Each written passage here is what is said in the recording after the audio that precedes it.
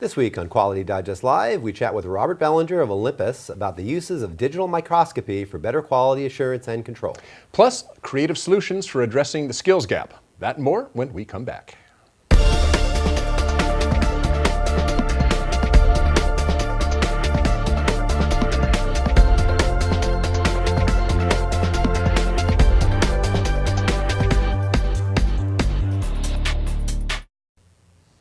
Welcome back to Quality Digest Live for October 31st, 2014. QDL is your weekly look at who and what is making the news in the world of quality. I'm Mike Richmond, publisher of Quality Digest. And I'm Quality Digest Editor-in-Chief, Dirk Ducharme. Well, you know... Happy Halloween, by the way. Thank you. Happy Halloween. I love your have some candy corn. I love your I love your costume. Oh, thank you. I'm sure this isn't older than like 3 or 4 years. Hopefully not. Lewis Black. Well, one of the things we like to do on this show is, kind of give our authors a hand when we can. And one of our authors, Robert Wilson, is one of our syndicated columnists. He writes a column that's basically on motivation. But Robert Wilson is also a children's author. So if you've read his Uncomfort Zone, you're probably familiar with his motivational stuff. You may not have read any of his children's books, but he has one out that he is kind of promoting. And it's called, I just happen to have it here, The Annoying Ghost Kid. And yes, we have it right there on the screen. So I had a chance to read this, the book, The Annoying Ghost Kid. And I figured, hey, it's Halloween, so sure, why not? Okay. So The Annoying Ghost Kid is it's really kind of a fun read, and I'll tell you right up front, it's for elementary school age kids. So kind of the reviews I was reading on it, and people commenting on it, who, by the way, liked it really well. 6 to 10, 12 years old, so basically elementary school. This is not, by the way, a management book in the guise of a kid's book. We're all familiar with those management books that try to be a novel. No, this is an honest-to-goodness kid's book. It's what it is. I'm just saying that right now. So the story follows the adventures of Corky, who is being followed and taunted and teased and pestered by Duke, the annoying ghost kid. Of the title. Of the title. The there eponymous Annoying Ghost Kid. and at first it's just Corky against this pestering ghost. But then he teams up with Jill, the prettiest girl in the class, of course, and together they take on Duke. So there's measures and countermeasures and scheming and plotting, and there's adventure and misadventure and plenty of elementary school kid jokes. So we're talking belch jokes, fart jokes, puke jokes. Right up my alley. Kids and bodily fluids. You know, it's like the more the merrier. Perfect together. And they're perfect here. So Wilson definitely, he knows his audience. So there's plenty of here to laugh at. But, there's actually a bit more to it. Remember, Wilson is, after all, a motivational speaker. And this is really where he comes from in his heart. So he can't help but also have a subtle, positive message running through the story. He's not beating you over the head or anything. It is a ghost story. It's a fun ghost story. But as any good children's story should have, there is kind of this theme that runs through it. And mostly, a lot of it basically is teamwork. Yeah. It's important if you're fighting a ghost. So if you have elementary school children, check it out. It's on Amazon. Just search for The Annoying Ghost Kid by Robert Wilson. So there you go. Check that out. It's Halloween. It's Halloween. It's the perfect time to do that, right? Exactly. Annoying Ghost Kid. It's good. I enjoyed it. It was a fun book. I love reading Robert Wilson's columns too. It was really good stuff there about how to motivate teams and how to motivate, Yeah, and kind of his thing is he speaks from, he works a lot of kind of his own personal story and things that have happened to him as a kid, and he works that and what lessons he learned, and then he turns those lessons around to be as a motivational message for his listeners. So he's a very personal kind of guy, and that's kind of the nature of his column. So. Creativity. So good stuff there by Robert Wilson. Thank you. All right. Well, last week, right here on Quality Digest Live, we had a very interesting extended interview with Baldrige Program Director Robert Fangmaier. If you missed it, that video is now available on demand on our YouTube channel. Well, this week we return to the Baldrige. Just a few days ago, the Baldrige program announced that the American Hospital Association, also known as the AHA, which incidentally is the largest such association in the world, is partnering with the Baldrige Foundation to become the lead sponsor of the 2015-2016 Healthcare Criteria for Performance Excellence. The AHA represents more than 5,000 hospitals, healthcare systems, networks, and providers. So this is a large and active organization that will now be supporting, advocating, and promoting the Baldrige criteria as the method of choice for achieving performance excellence within healthcare. So it's no surprise. I mean, Right, I think we've been that seeing this, yeah. we know that the Baldrige is increasingly becoming the place to go for healthcare organizations. They've come to dominate the Baldrige over the last few years. And Robert Fangmaier in the interview last week pointed out that hospitals are achieving great, positive, long-lasting results from the Baldrige system, the Baldrige criterion. And we could probably expect a good many more Baldrige awards to be coming out of the sector in future years. I mean, it makes sense. I mean, hospitals have things they need to do that are applicable to Baldrige. It's kind of similar to a manufacturing process, right? So the process of doing that is similar, and hospitals get great benefit out of using the Baldrige criteria as their foundation for that improvement. So yeah, we're definitely going to see more of those companies in the future, more of those organizations winning Baldriges. So for more information on this news item, as well as all the pieces that Dirk and I are going to be covering on today's show, be sure to check out the story links, as always, right below our video player screen, right down there. That's right. Okay, so by this time, you must be tired of tech stories about scanning an object and then 3D printing it, right? Nah, not me. I want more.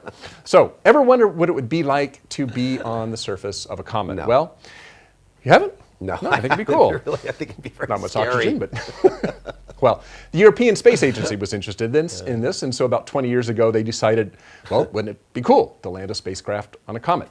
So about 10 years ago they launched Rosetta. Now this is Rosetta is a spacecraft that will give the most in-depth understanding of a comet that we have seen to date.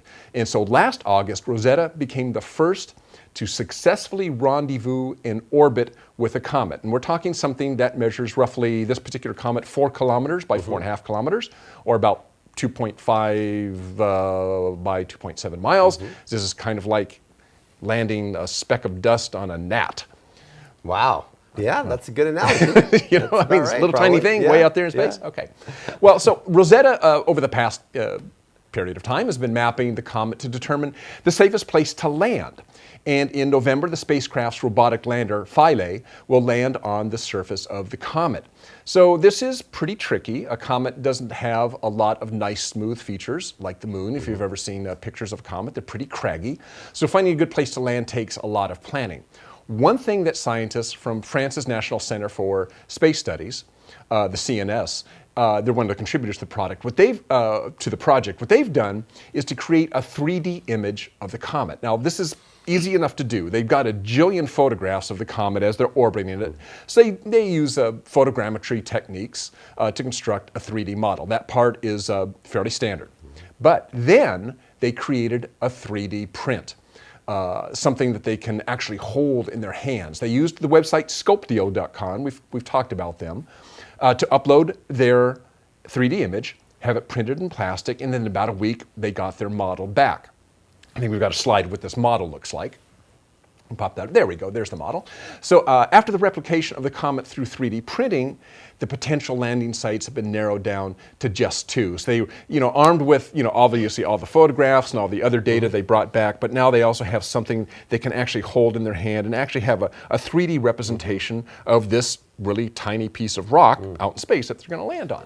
So according to Philippe Gaudon of the CNES, that's the French Space Agency, he's also the project manager for the Rosetta mission, quotes, having a physical object in our hands to hold, observe, and show definitely helped us to make our decision. Even if you have a good imagination, it's always easier to plan the journey when you have the 3D print on hand. By the way, if you want your very own comet, you can go to Scoptio. Yep. Because remember, these guys had Scoptio's a public site, Scoptio.com. You can go on there. Yep. If you just type in Comet, you will see that there are 2 different versions of the Comet that you can order. One's $8. It's like about a 1-inch 1-inch diameter. Yeah. The other one's like $45, and it's a 2-inch diameter. And it's that comet that the Philae is going to be landing with on. all the features. Yeah, so like if you're an astronomy buff or something Yeah. like that, that's a total no-brainer. I mean, for $8, go out get yourself a little model of the. That's cool. A little model of the comet. It's pretty cool. Well, that's good stuff. Well, I may have to get that. Yeah. Hang it from my ceiling $8, right yeah. from here. Paperweight. Okay. Cool. All right. Thanks, Dirk.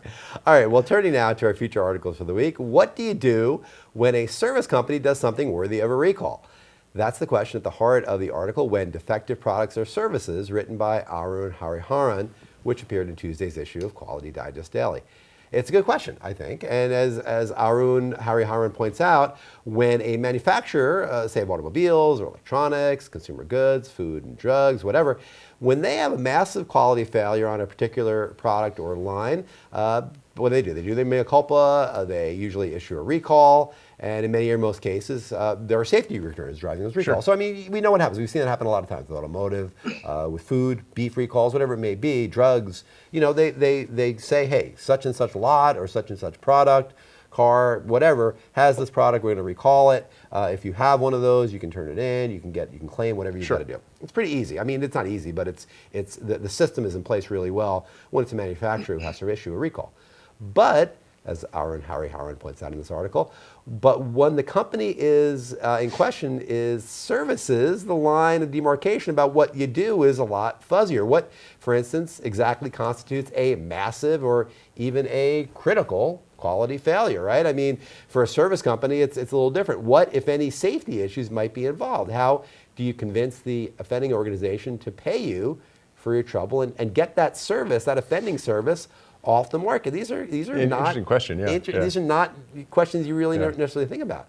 Well, in many cases, this requires governmental involvement. To see what I mean, look no further than the news this week, which just came out, that the Federal Trade Commission is suing AT&T for allegedly throttling data speeds for consumers to whom they supposedly sold unlimited data plans. Hey, this is a great idea, right? Yeah. I mean, sell your customers on a buzzy, exciting feature like unlimited data, and then rig the system so those customers can actually get the unlimited data that you promised them, right? I mean, it's kind of a brilliant way to go about it. You know, I mean, that data is accessed at lower speeds, like 90% slower than normal is what I think I read in the article, or so the suit alleges. I don't want to get myself in hot water. Right. I mean, there's a pending suit, so I mean, you know, who knows what's going to happen? But should the courts determine that this is in fact what happened, that AT&T was throttling the data, the recourse here that one can assume will be probably a whopping fine from the FTC and some sort of cease and desist maybe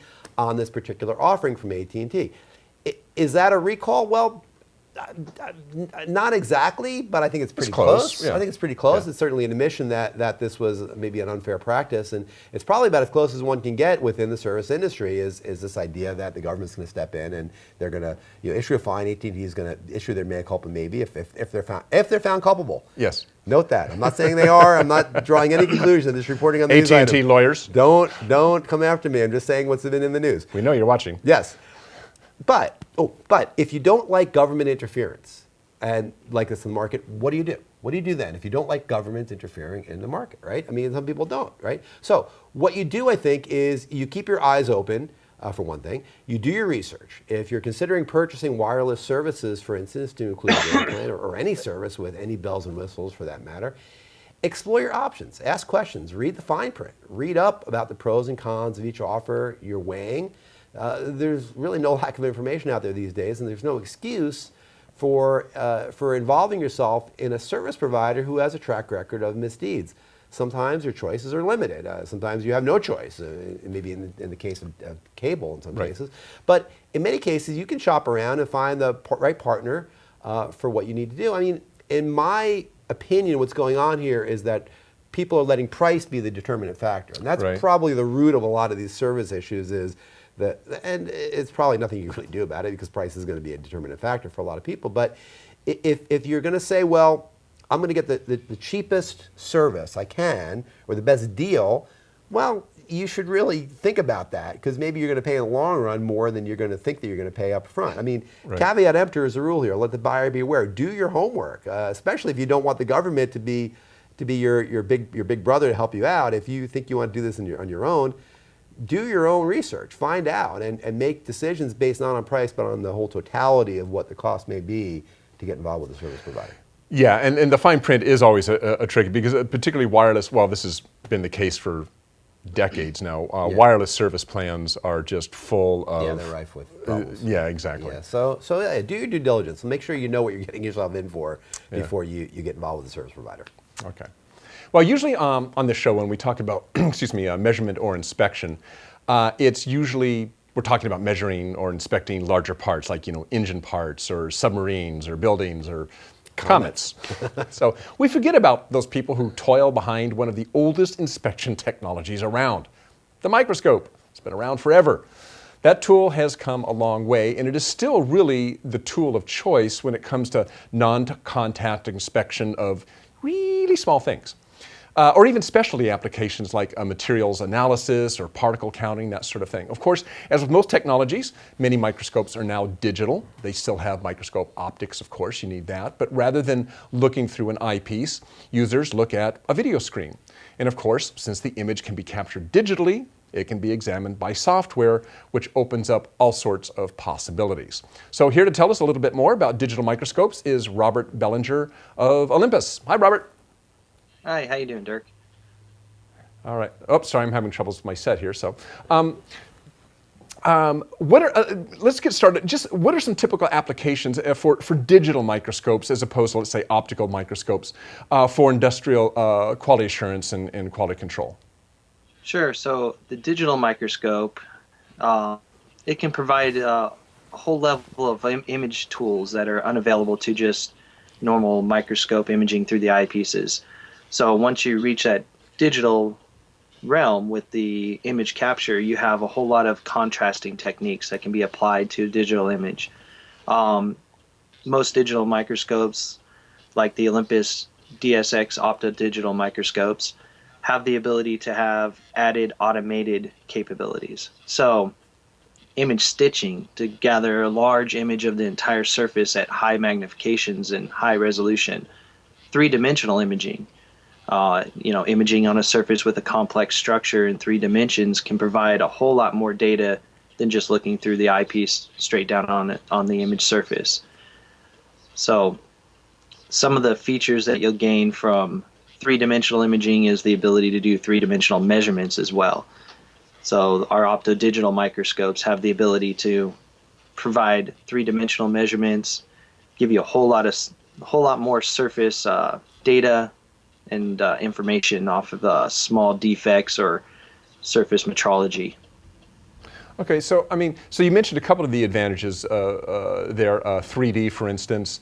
One that I always found really intriguing was kind of this infinite depth of field, which I guess is really just kind of stepping through the z-axis, capturing an image, stepping a little bit more, capturing an image, compositing it all together, and really getting a perfectly in focus image of something that's got some depth to it, something that isn't even possible in optical microscopes. What kind of applications would use that, and where's kind of the value in that? Sure. So think about looking for quality on looking for small defects or something on the surface of a complex surface that has curvature or large step distance that you're not going to normally see through a microscope because the lens has only so much what we call depth of focus.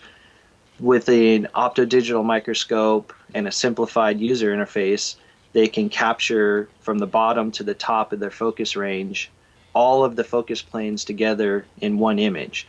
This is not only going to allow you to improve your quality imaging and quality process by seeing defects that would have normally been blurred out or indistinguishable on a normal microscope.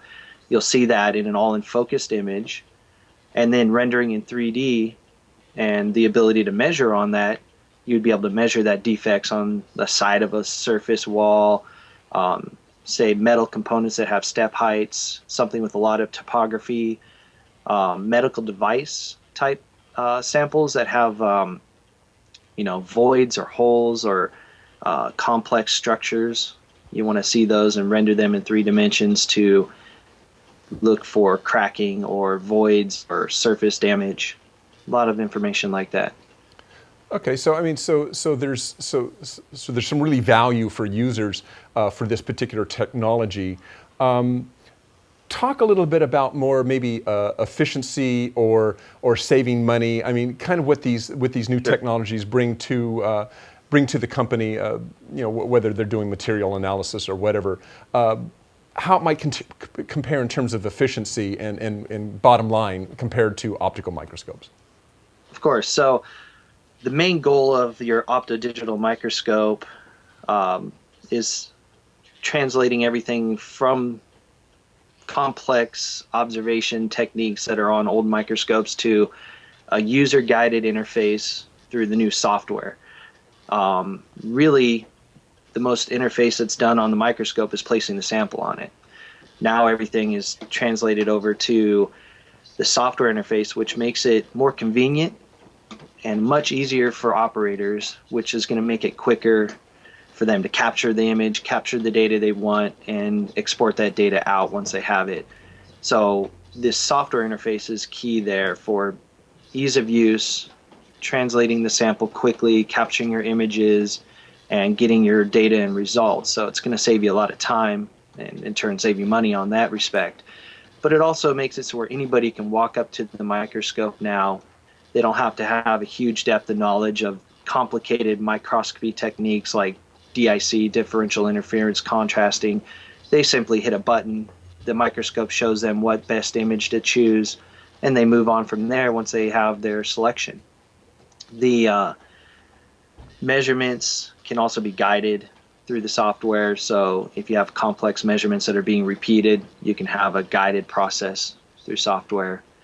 And along with all the digital imaging, you have the added contrasting techniques like high dynamic range and DIC imaging that's built into the digital interface. You know, Rob, we've been talking a lot about best practices here. Let's look at it maybe from the other side. What are some of maybe the typical mistakes that users make in choosing a digital microscope? What should they be looking for? And are there maybe some applications that are better suited to digital microscopes that aren't so well suited to others? Sure. So the digital microscopes, like our DSX line, has a broad range of applications. Some of the things you want to look for is the magnification range that your samples are going to require. So there's different models for that. There's a low magnification model like our DSX 100 model, and a higher magnification model like the 500 model. So knowing your magnification range is important. Making sure the software interface is convenient and easy to use. So some of the early digital scopes were just modifying the old normal microscope frames, adding in a camera and calling it a digital interface, where you still had to interface with the hardware. You still had a lot of manual controls, a lot of sliders and mechanisms you had to move on the microscope. So getting a more convenient all-in-one package like an optodigital microscope can provide is important. The software usability is key. But an important thing for digital imaging and digital measurements now is knowing that you can trust your measurements.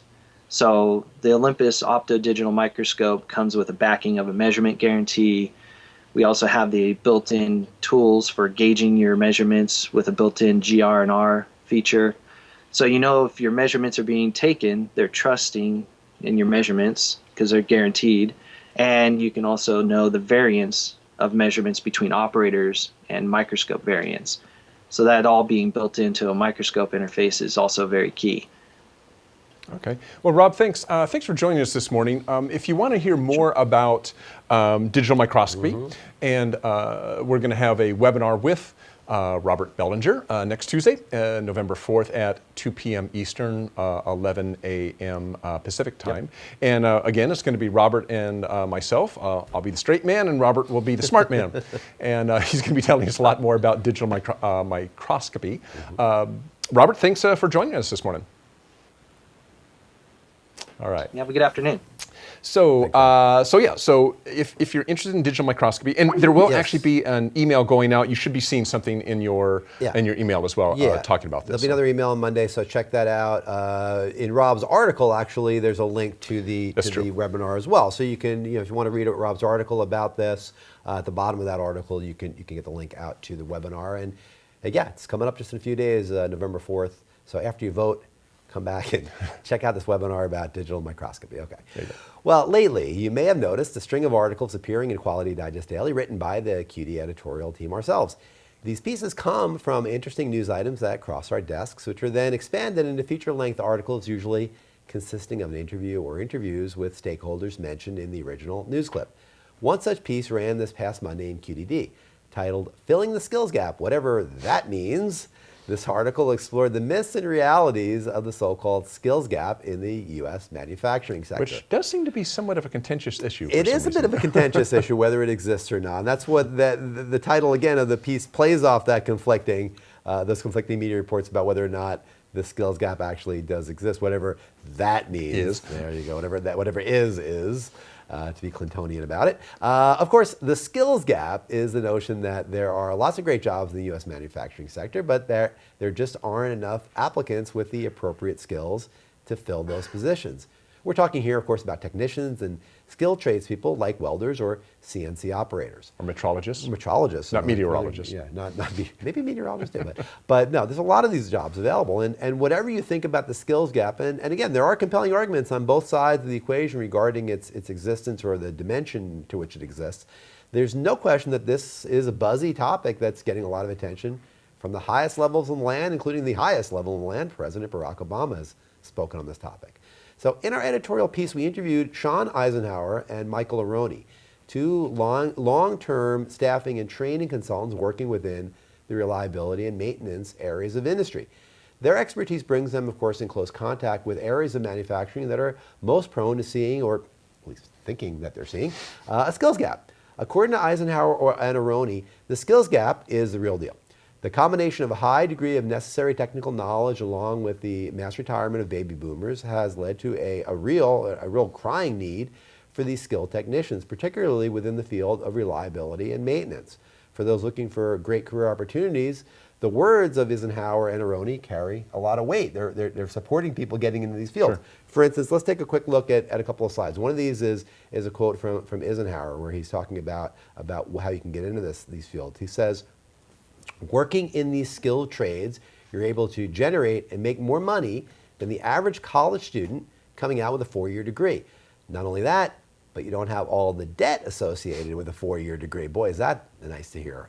Yeah, that's exactly right. Really good point there. Yeah. I mean, you come out and you're ready to work and you don't have 50, 40, who knows how many tens of thousands of dollars of debt that you may have. You generally don't have that. Aroni chimes in along these same lines. I want to show you his quote as I read it to you now. From Aroni. Now the opportunity for a revitalized middle class is going back full circle to getting your hands dirty because these positions pay very well.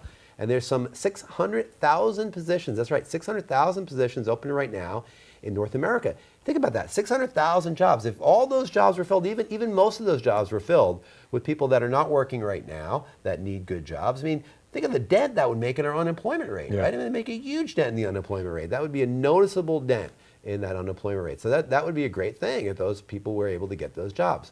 Well, organizations, of course, who need those workers are doing all they can to make sure that they fill those jobs too. They're using a combination of organic internal training, support for educational institutions, third-party personnel certifiers to make sure that the people that are coming in know what they're doing and can do the jobs right away, and consultants like Iridio and Allied, which are Eisenhower and Aroni's firms. And they're using all those to help fill the gaps. Ultimately, the solution involves all those things, and the bottom line, as always, is that individuals need great jobs and companies need great people. And if you can train folks properly, there should be a perfect match here. That's the key. Can you train them properly? And that's why we always talk about STEM education and educational institutions that hopefully are getting support from industry to crank out people to do the jobs. Well, and the other thing that's happening, this has actually been in the news recently, is just kind of the growth now of a return to vocational training, both at the high school level, because not every high school student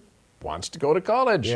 And some of them need to start working because for financial reasons. So you're seeing a resurgence of vocational training within the high school level, but higher tech vocational training, as well as at the college, still at the college level as well, vocational schools, whether in specific vocational schools or vocational training at the junior college level as well. So, and that's helping hopefully to feed back into this as well. And they talk about it in the article too. It was another quote in the article about the fact that there's this perception that success for kids at a very young age means you're going to a 4-year college, going to university. Not necessarily true. And it's not necessarily true for every kid. I mean, and there are parents that are saving for their kids' 4-year college when the kid is born. Even before they're born, sometimes they start saving money. And they'll be lucky if they have enough money. Well, but maybe that kid's not going to do that. I mean, maybe that kid's going to vacation to vocational. vacation or vocation, whatever, you know? I mean, but the idea here is that you want to keep all your options open. You want to be flexible, and we need to, because, you know, we say it to death, but you need to have people coming into these jobs. We need these jobs to be filled for the health of the economy, for the health of these organizations. They need good people coming into these jobs. Right. Okay, well, before we go, be sure to sign up, as we mentioned, for the Digital Microscopy in Quality Assurance and Control webinar by Olympus. The webinar is on Tuesday, November 4th, 2 p.m. Eastern, 11 a.m. Pacific. Keep your eyes peeled for notifications and registration details in your inbox, or as we said earlier, register by clicking on the link at the bottom of Robert Bellinger's article, which is the microscopy article, which is underneath the player. Yeah, you and Robert are doing that together. So there we go. Dirk, I have to say, you always do a great job with those webinars. So, you know, they're interesting. I just stand there. This is going to be a good one. This is going to be a very visual webinar, as you can well imagine with microscopy. This will be, yeah. So this will be a very visual webinar for any of you who are out there who do want to learn about this or are in this space. Check this one out, because you're going to learn a lot. Rob is an excellent technician. He understands this stuff very, very well. Dirk does what he does. I ask questions. He asks great questions. So come back and check that one out again, November 4th on Tuesday. See that webinar. There we go. All right, well, that's our show. So thank you all for joining us. Thank you, Rob Bellinger, again, for being there and Skyping in and joining us and telling us about digital microscopy. Thank you all for joining us. Have a great and safe Halloween tonight. That's her little ghost. Don't get scared by a ghost like that. Eat old candy corn. And eat old candy corn. And yeah, we'll see you next week for another great week of Quality Digest Daily and QDL on Friday. So long. Bye.